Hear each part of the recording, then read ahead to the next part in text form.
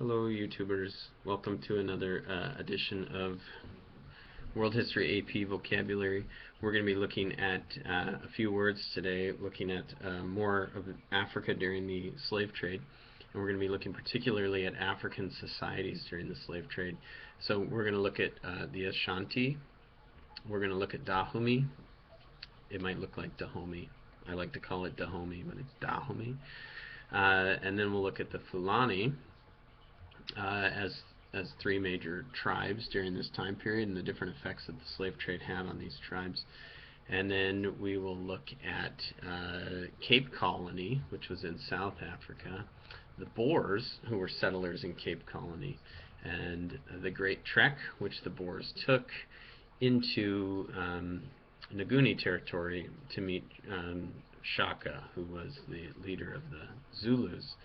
So we're going to kind of take a journey from the west coast of Africa down to South Africa today.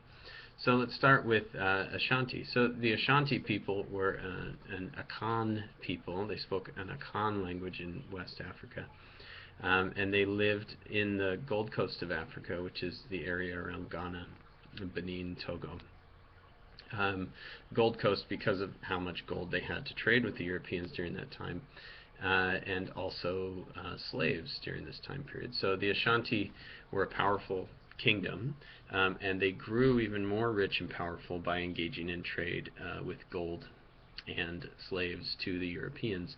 So their rise to prominence in this area was solely due to trade with Europeans for the most part, even though before European contact they did have major access and power to gold. But slavery became much more important during the triangular trade system that developed to benefit the Americas and the Europeans. Dahomey was another powerful African kingdom, and it was centered in modern-day Benin, which is on the Gold Coast of Africa. This kingdom of Dahomey was much more prone to violence to control the slave trade. So because they were a powerful warrior culture, Dahomey was able to send massive amounts of slaves. When we consider the total estimation of slaves to be at about 10 to 12 million, and Dahomey was said to have exported almost 2 million of those slaves from this region, we can see that they had a pretty large, pretty firm grip on the slave trade in Africa. So they became even more powerful through the slave trade as well. Another group of people were the Fulani, and the Fulani were herders in the western Sudan, and they became a very powerful kingdom as they embraced and began to purify the religion of Islam in the region. So they were an Islamic tribe. This had less to do with the slave trade and less to do with the triangular trade and contact with Europeans, and more to do with the growth of Islam in North Africa. So they became very, very powerful in leading a revival of Islam in the Sudanic region of the Western Sudan. So that was the contribution of three major tribes. Now in South Africa, something different was brewing. Cape Colony in South Africa had always been kind of a very important place. Cape Colony was a Dutch colony at the very southern tip of South Africa. The Dutch, essentially, when they settled there and started to lead to permanent settlement, they became known, instead of as the Dutch, they would later become the Afrikaners. And so, the Dutch would come to dominate politically the lives of African tribes in South Africa. So that's kind of the significance of Cape Colony. Cape Colony was also a very significant point because it was kind of the halfway point between the Indies, the real Indies, not the place that Columbus discovered in the Americas, but the Indies and Europe. And so it was this replenishment point for trade. Boers, B-O-E-R-S, was the name given to Dutch settlers in South Africa, especially ones who moved northward and started to settle permanently.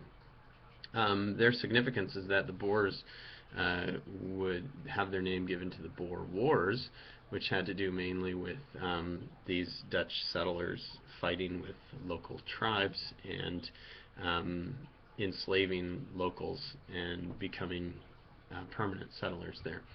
So the Boers had essentially, after the British landed in South Africa and kind of gained political control, the Boers went on what was called the Great Trek. So the Great Trek was this movement of Boers north, away from the politically influential British in South Africa. So as the Boers started to move northward, they encountered many indigenous groups and ended up fighting these Boer Wars and battling for land. And for the most part, they were able to do pretty well. But many of these African tribes and groups would fight them pretty ferociously, despite having tactical disadvantages with weapons. So in comes Shaka and the Zulu. So Shaka was the great military leader of the indigenous group, the Nguni people in South Africa. Shaka was able to gain power by controlling areas of land around him for the Zulu and also battling the Boers. Eventually, Shaka and the Zulu were defeated by the British. You can watch a pretty famous recreation of these battles in the movie Zulu, which kind of glorifies the British for their ability to defeat the Africans, despite the fact that the Africans only had, compared to the British, rudimentary weapons, while the British had many guns, including machine guns at the time. So they would eventually meet their demise, and it would kind of stand as a symbol for oppression from the Europeans over the African groups. So those were our words. The effects of European exploration into Africa and the slave trade were pretty great among the African peoples, and the west coast of Africa especially experienced a great deal of change, not only because their populations of males were dwindling because of the slave trade, but also because many African kingdoms were willing to trade with the Europeans, and some of them were not. So there was a great variety of responses among the African tribes to European incursion into Africa. This is all prior to colonization, and so we'll get to that as we move forward. For those of you who have already read Achebe's Things Fall Apart, so we'll get to that, don't worry. That's next. Until then, be awesome, and I will see you again soon.